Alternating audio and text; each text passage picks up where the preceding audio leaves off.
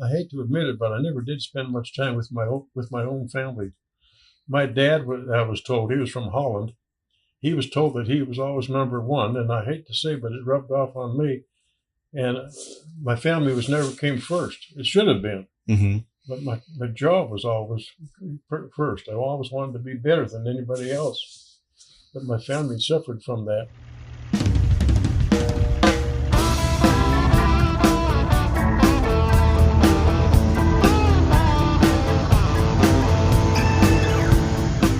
That was the voice of Mr. Ken Greff, reflecting on one regret from what was a 70-year career in and around trucking, much of it, since the late 1960s anyway, spent in truck sales in various parts of Tennessee. Yet, Ken Greff got his start far away from the U.S. Southeast in Western Canada, driving and owning trucks in a variety of operations detailed in this podcast.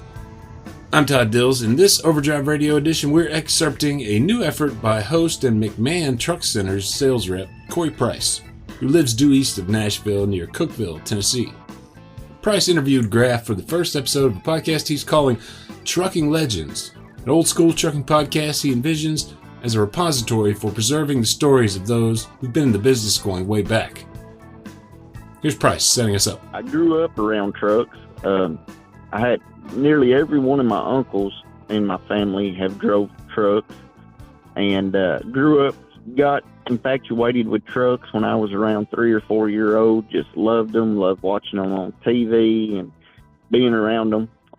Went to my first truck show when I was 10 years old, and I was the kid that when I would go to town, there was a truck stop in the Cookeville, Tennessee, and I'd always have my dad stop, and I'd get one of the truck papers just to look at the trucks. Loved anything to do with trucks.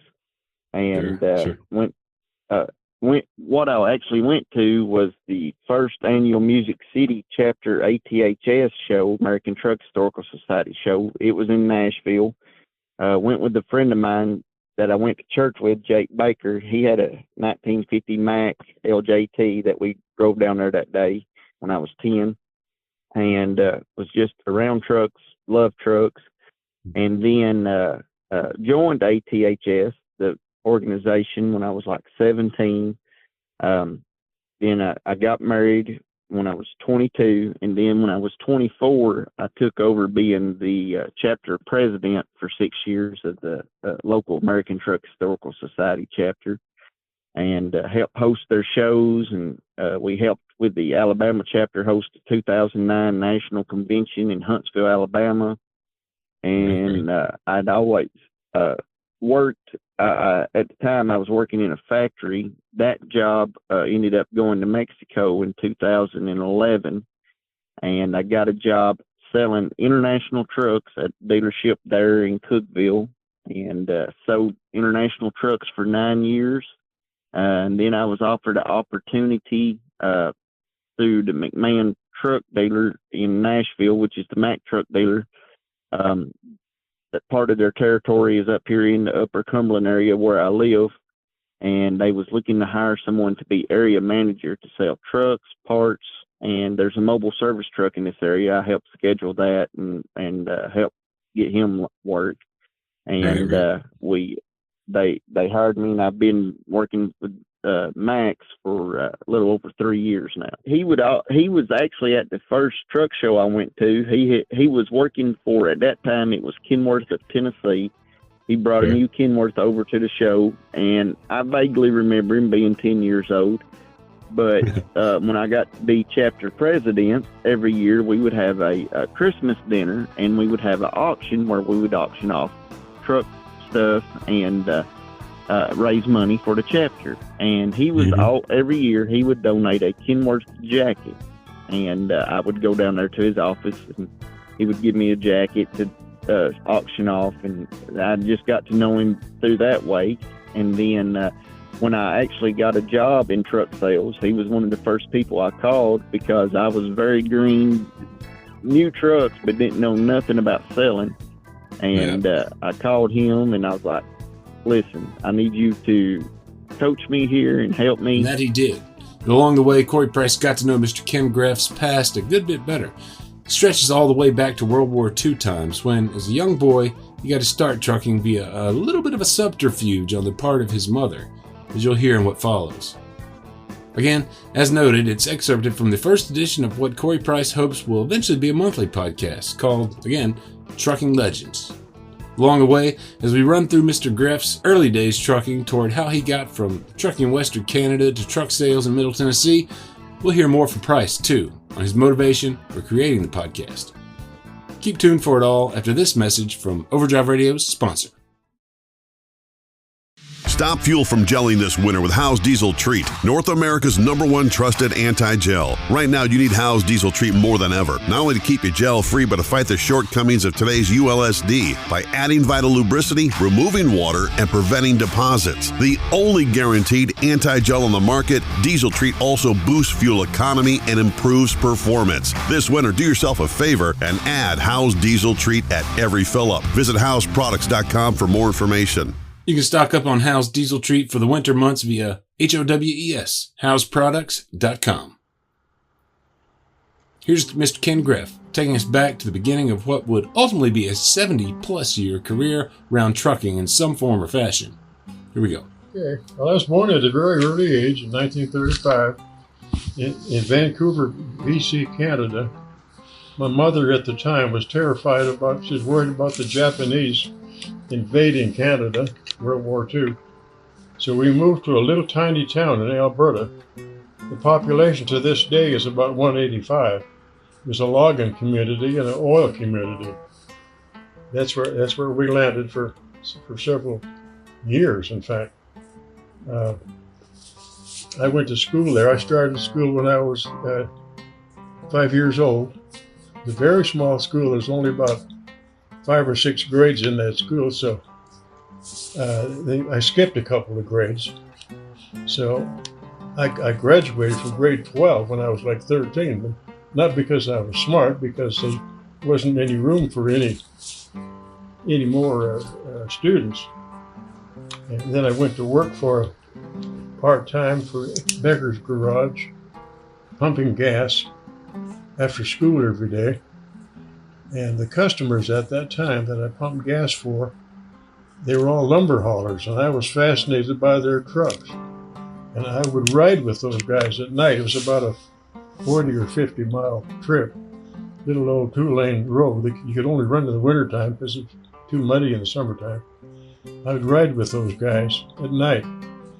That's how I got so interested in trucks. In the wintertime, it would go down to 30, 40 below zero. And some of the trailers, they haul lumber about 40 miles and count 9. Some of the trailers were sleigh trailers. It was a real narrow road. If a loaded truck met an empty truck, the empty truck would go into the ditch. The loaded truck would stop and back up and pull them out of the ditch. But they couldn't hardly run in the summertime because of the rain, and they were dirt roads. So they could only run in the wintertime to haul lumber. The trucks then were mostly Fords, 1944, 45 Fords. Gotcha. The Hero, the all-time big-time Hero, had 2 Internationals, KB7 Internationals. And boy, he was our hero. And then one day, he got a B-61 Mac. And nobody could even imagine the truck that big being on our roads. It was too big a truck. Nick Schmidt was his name. And anyway, that's that story about hauling the lumber. Yeah. Also, at that same time, I got into a little band. A guy named Aaron Brown, who was a trucker also, he started a band called the Winfield Amateurs. I played banjo, my brother played drums, and Ruthie Brown played the piano, Jackie Brown played clarinet, and Robert Dolman played the saxophone. I might mention at that time, we all had a dream. We all wanted to do certain things when we grew up. Jackie wanted to be a doctor. He is a doctor today. Ruthie wanted to marry money. She's married to a doctor. Robert Dolman wanted to be in the construction business. Today he owns a construction company. I wanted to fool with trucks, and I did. And my brother wanted to play music, and that's what he did. And that's what until he died. A lot of these guys that I'm going to be talking to are up in years. They're going to be passing on, and we're going to lose a lot of knowledge that we would pass on. And Ken, of course, Ken's 88 years old and lived alone. He's still very active and healthy. Wanted to reach out to him, while he was still able to give me information and able to. And he's a good storyteller for sure, and his history goes way back, man. I love the story of his of how he got into trucking by a little bit of a subterfuge on the part of his mother. My dear old mother altered my birth certificate and backed it up, so when I was 12, it looked like I was 17. I moved to Calgary, Alberta by myself and took a job at Macklin Motors, the Ford dealership, parking cars. I did that for a while, and one day I thought, I've got to start driving trucks. I picked up the phone. I didn't know who to call about a job. I called a company called Stewart Petroleums. I didn't know what kind of trucking they did. I just called them, and they signed me up to deliver propane with a GMC straight job. And I'd never driven a truck before, just ridden with those guys, so I knew how to shift gears. So that's how I got into the trucking. And then later on, I went to work for a company called Waslowski's Oil Transport, hauling crude oil from Munson, Alberta into Calgary to the refinery. And I was still pretty young then. And then later on, I drove for a couple other little companies in the meantime, hauling cattle and gas and I don't know what all. But one of the guys back in my hometown, Aaron Brown, who started the Winfield Amateurs, he owned Winfield Transport. He and I bought a truck together.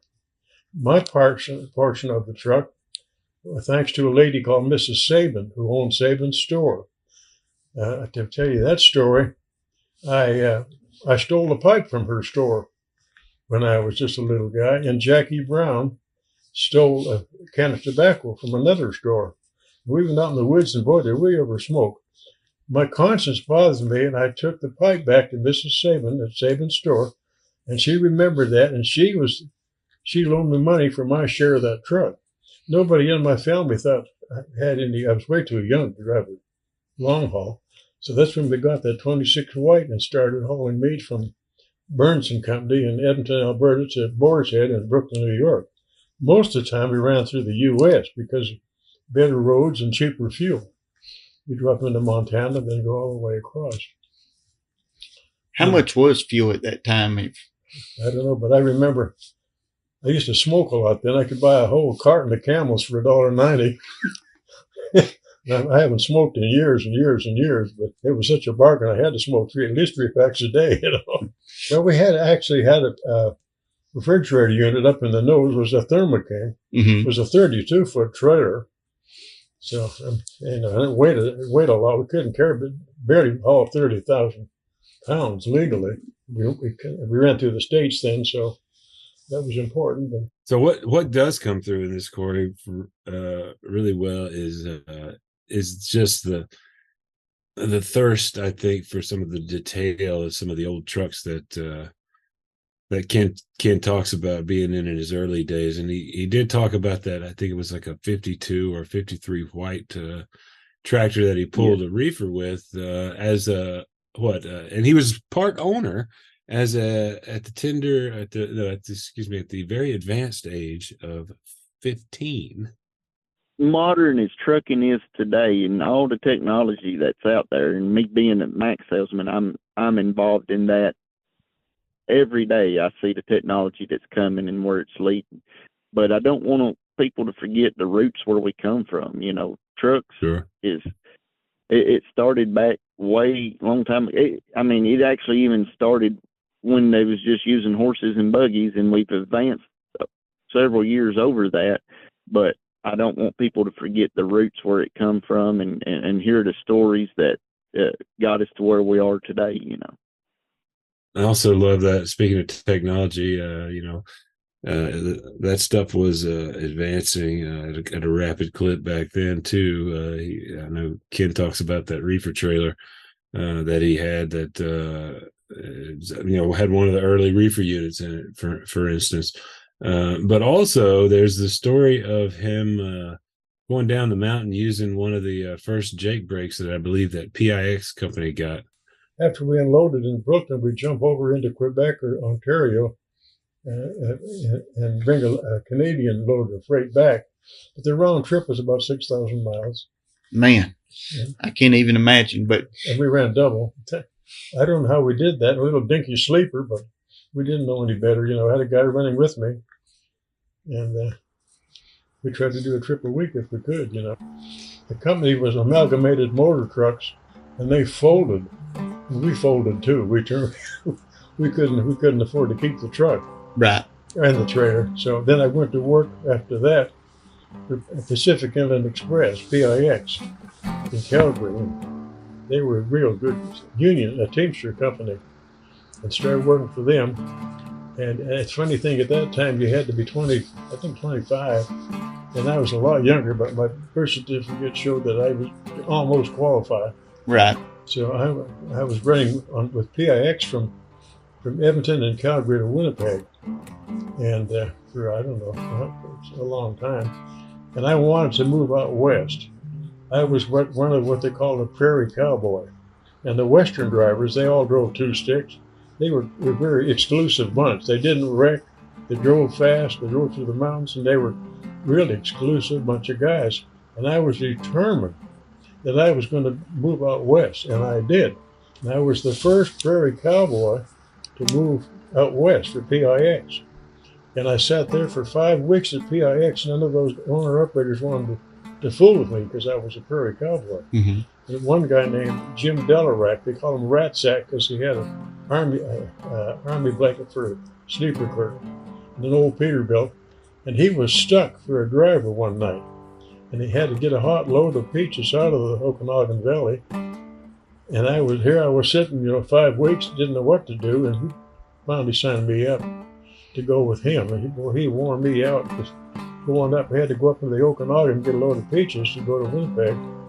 And first thing he said, well, normally we wouldn't even let a cowboy like you ride with us. We'd drop him off at the bus station. But anyway, his truck had a 5 and a 4 Peterbilt.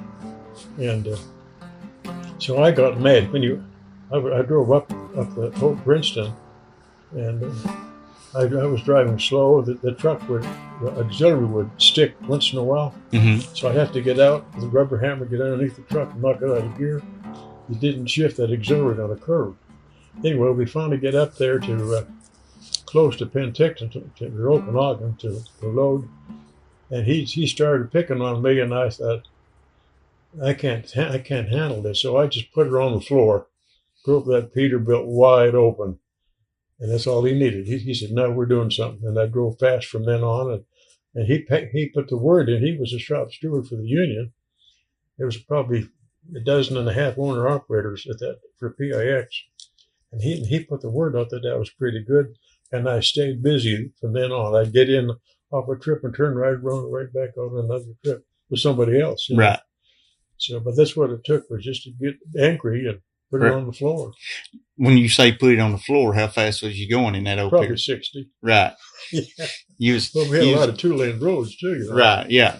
Then up in the Okanagan, going from Hope to Princeton, if you look at the map, I think it was about 35 miles from Hope to Princeton. It took an hour and 45 minutes from Hope to Princeton, just crawling up the hill. And you get to the top of the mountain and you'd stop and let the engine cool off. And while the engine was cooling off, you'd crawl under the trigger to make sure your brakes are okay. And we didn't have Jake brakes, and then go down the other side and go on. And, well, we got a Jake. I was one of the first people to get a Jake brake. Really? On that Freightliner, in fact. And I was one of the first guys to get one.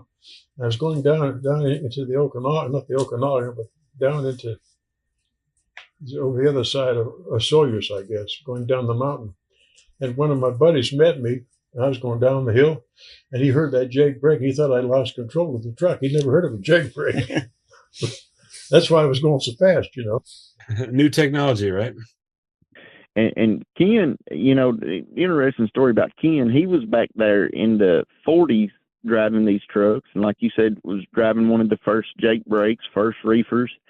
And he sold trucks up till I'm going to say maybe 2008 or 10. And then he actually even worked for a company moving trucks in between dealerships for up to about 3 or 4 years ago. So he's seen technology change tremendously. in a big way. And you've seen a lot of different, seen it from a lot of different perspectives too, you know? Yeah. Shop side, dealer side, I'm sure, of course, rather, and from the driver's seat. With PIX, we hauled about everything. We hauled a lot of liquor out of Seagram's in Montreal, and we hauled a lot of soap out of Toronto, a lot of drugs. Most of it was $high freight. Right. I mean, it wasn't our truck. One time later on, I bought half interest in 2 trucks. But at that time, when we first started, it was what we did. And then PIX, they merged with a company called Gill Interstate Lines. Then they called it Gill Pix. And I drove for Gill Pix too for a long time. And eventually got my own trucks and lived happily ever after. Bought a new Freightliner, the picture's in there, and I hauled a bulk cement into some of these communities, you know, all over British Columbia. And I was the first person to pull a load of cement into Bella Coola. That was an Indian reservation. It's about 200 miles in. It was a dirt road. And it was just like this, you know, going up and down. The road was so narrow that if you met a car, if you're coming out empty and you met a car going up the hill, you just drop over the mountain and just slide down to the bottom of an empty trailer. It took 18 hours to make that round trip. It was so rough and so dirty. Right. And that's what we did. Then I ran up into the North Country, close to the Yukon. Didn't get into the Yukon, but I hauled bulk cement all over British Columbia. Right. By myself, you know, with that truck.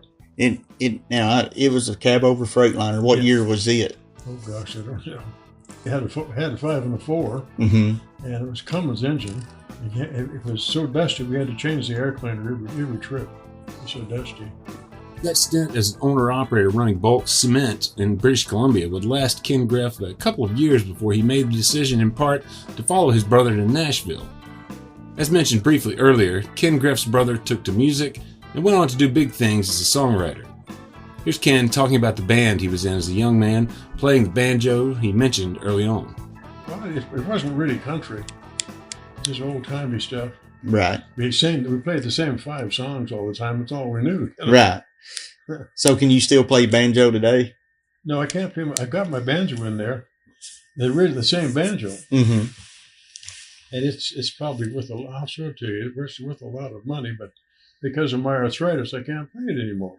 And my hearing's messed up, so even when I play the piano, it doesn't sound right. Right. But it is right. I've got about 40 songs on the piano. I played them a little while ago. Waiting on you, yeah. I'm told my dad's family, they played in the opera in Amsterdam, and that rubbed off on my brother. And because my brother, you know, he wrote over 2,000 songs, and he's had 600 recorded. Now, your brother was, you said, 5 years younger than you. My brother, yeah. And his name's Ray Greff. His name was spelled different. He was signed. Jim Reeves got him a contract with RCA, and RCA changed his name to Griff. And he eventually made that his legal name. So you can pull up his website. He's got all kinds of hit songs over the years. Gotcha. He wrote songs for everybody from Wayne Newton to Hank Snow. I mean, you name it. The most famous song was Baby. That's the song that brought me down here. It went worldwide. And that's what got him, from then on, a songwriter in Nashville. If he writes a hit, it's a big hit, the entertainers then will come to him for music, for songs, and the producers and stuff. Right. And from then on, everybody in the world recorded his songs. And 1 year, I think I told you this, 1 year, he was Nashville's #1 songwriter many years ago. But you pick up, I've got dozens and dozens of albums in there by other artists. It's unbelievable, the songs they pop and country. I didn't last long at my brother's company. Well, I was supposed to have been a partner, but that's another story. But I did get into a booking agency later on, for a while, including Confederate Railroad and some of my. It helped me get inside to a lot of these recording sessions and stuff. When he first moved to Nashville, Came down here, and my family was still in Vancouver, waiting for me to get settled. And I didn't fit in to my brother's music company. There was 3 of us that owned that company. I was one of the 3. The second person, my brother bought her out for $100,000 after 1 year. Mm-hmm. I didn't get anything. So that didn't matter. But anyway, so I had to start all over again. And my family then, they were sitting there. They had to stay with my mother in Calgary for a while, and until I found a place to live in Nashville. And then I started driving for Time Freight. I'll tell you a quick story about that. I'll give Teamsters credit. When I starved out with the music business, I applied for a job with Colonial or some other truck line. And they said, "Well, you're a good driver." They tested me in about 2 blocks. Said, "No, we're going to pay you so and so. It's about half what I deserved, you know." Mm-hmm. I said, I can't do that. So I called the Teamsters, told them my situation. They called the Teamsters in Vancouver. I went out that night without a driving test for Time Freight. So, No questions. It was time. It was time, and then went from Time to Time DC. They right. folded up, you know. Okay. And I would just run to. We ran to Bristol. We ran Chattanooga, Memphis. Bristol was my favorite run because you could go and spend the night up there. Mm-hmm. Get up there like early in the morning, and I'd sit around and the 2 or 3 other drivers and play the piano. We'd sing for a while and we'd go to bed until they called us that night. Come back to Nashville. So this was mid to late 60s, right? When this is taking place. Yeah. I wrote a letter when they came out with turbos. I wrote a letter. He didn't know what turbos were, and the drivers were tearing up the engines. And I knew why they were doing it. So I wrote an article and put it on the bulletin board how they should drive turbocharged engines. And Time offered me a job at the terminal in Texas in the shop. Right. I didn't take it. 'Cause to me, we had turbos for years. Yeah. Seems like in talking to you, you ran a lot of trucks with Cummins engines. I guess that was the phase. Nothing else would hold up. They had Hall-Scott for a while. Butane. They tried jet engines. They got them from Boeing in Seattle, which is just across the line. Mm-hmm. But they were too hot. The exhaust was so hot it was burning up the trees. And then they got into the Buda engines. Mm-hmm. The Budas couldn't stand the heat. Detroit's, they wouldn't last at all. They brought a cracker box or 2 into Vancouver. Nobody would even drive them because they're too cold for one thing. That little cracker box cab, you know. And but Cummins was the main engine at that time. I was driving home, going home from work one day. I passed by Kenworth, Tennessee, and I stopped by there and asked Lester Turner if they needed anybody to bring trucks in from Seattle. He said, "No, we've got people to do that." And just as an afterthought, I said, "I bet you I could sell Kenworth because I've owned them and I believe in them. If you don't believe in something, it'll never work. Right. I believe in them and I know I could sell them." And he said, "You think you can?" I said, "Yeah." So about a month later, Lester Turner calls me. He said, "You still think you can sell trucks?" I said, "Yeah, I know I can sell Kenworth because I've owned them, driven them." And he said, "Well, would you move to Knoxville?" I said, "Sure." "You want to work on the straight commission?" I said, "I sure would."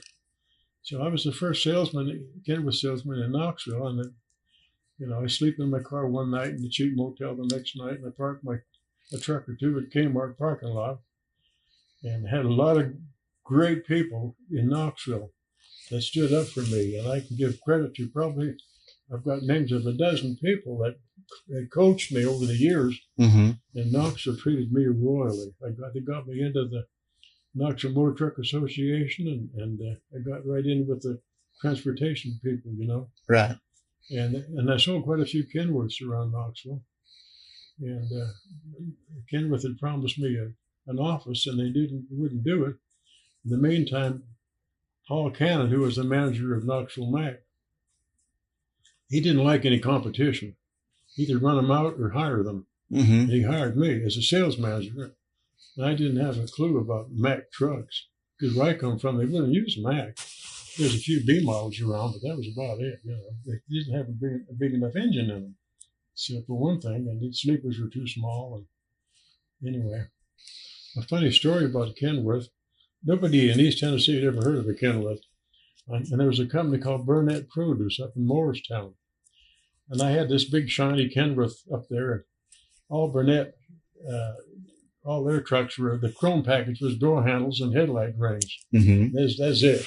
And here I am with this really fancy Kenworth. I took it up there to show Pat Burnett. And he walked out to the truck and he just walked around it twice and grunted a few times. Then his son, Tubby, he came out and looked at it. And I said, "What do you think about a Kenworth?" "Ah, they ain't no good." "You ever drive a Kenworth?" "Nah, they ain't no good." "You know anybody that owns one?" "Nah, they ain't no good." So I couldn't hardly handle that, I wasn't used to that resistance. So I followed him back in the office. I'm looking out the window at my only friend, my Kenworth truck. And here the old lady, she was a bookkeeper too. She was out there looking at that truck. She's standing there with her arms folded. And she finally opened the door and peeked inside. She stood there and she studied that name, She came back in the office and I said, "What do you think?" She said, "I'll bet them Sheriff and Roebuck trucks are good." Said, "I had a Kenmore washer, never did wear it out." Never did sell them a Kenworth, but when I became sales manager at Knoxville Mac, I did sell them some Mac. We have guys that have stories of being a truck driver for a long time. We've got guys that have owned trucks, have stories, and we got guys that maybe sold trucks. But he's got a perspective of all of them. In some ways, that goes for Mr. Corey Price, too, host of the New Trucking Legends podcast. Find a link to where you can hear Price's full talk with Ken Greff in the post that will house this podcast when it goes live at the world-famous overdriveonline.com Monday, October 23. Note, too, that Price is a truck owner himself, the beautiful single drive axle Mack with an interesting story behind it. 1986 cab over Mack, MH613 that I am. I got it in 2008, and I took it several truck shows, but it's not restored or nothing, but enjoy showing it and being around, just driving it and all that. So I had it non-commercial and was driving it before I got my CDLs, but as soon as I started selling trucks, I got my Class A CDLs, so lots of times I'll jump in a truck, drive it out to a customer, show it to them, and I used to sell trailers, so I'd hook to a trailer, go show a trailer. So it's got a Mack E6 300 that's been turned to 350 and a 9-speed transmission, double over, top gears in the dash, two-tone blue, and I actually got it when I was chapter president in the ATHS. I hadn't been married long, and we just had our son, have 2 children, a son and a daughter. They're both in high school now, but we was in the process of wanting to build a house, and everybody kept saying, "When are you gonna get an old truck?" And I was like, "I just can't afford it right now, guys. I'm trying to build a house, raising a family, working, and so in 2008, bunch of the guys in the Music City chapter went together. One of the guys had the truck. It wasn't using it no more. It was just sitting around. They cleaned it up, made sure it was cleaned up and running, put some aluminum wheels on it, and they actually presented it to me, gave it to me at a show over in Knoxville. So that's how I got my Mack cab over. So. It's Corey Price with McMahon Truck Center in Nashville, Tennessee, who notes they've got some sleepers on the ground there at the dealer location for anyone in the market today. There's all types of truck sales folks out there, but if you want to talk old trucks or just pick his brain over what's available, he says give him a call. As for the Trucking Legends podcast, too, he offered this call to Overdrive Radio listeners. I've got several people lined out, but maybe there's somebody out there that knows a trucking legend that would be good for my podcast that I don't know about. I'd love to, if they could reach out to me and let me know. Find his email contact for that in the show notes wherever you're listening. Overdrive Radio is on Spotify, SoundCloud, Apple and Google Podcasts, TuneIn, most any platform. Subscribe so you don't miss an episode, and if you're enjoying these, leave us a rating and review there. Big thanks in advance for that, and here's thanks again to Mr. Corey Price and Ken Greff for their time and their stories. Overdrive Radio is a production of Overdrive, the voice of the American trucker. It's edited and produced by me, Todd Dills, with the acoustic guitar and other support of trucker-songwriter Long Haul Paul Marhofer. The theme is Legend of the Snake Man by Marhofer, featuring the guitar work of Travis, the Snake Man himself, Whammick, Terry Two Socks Richardson on bass, keys by Tishomingo Jim Whitehead, and on drums, Mr. Andrew Marshall. The podcast is backed up further by Overdrive's own news editor Matt Cole, executive editor Alex Lockie, and video editors Lawson Rudisill and Andrew Gwynn. See you next time.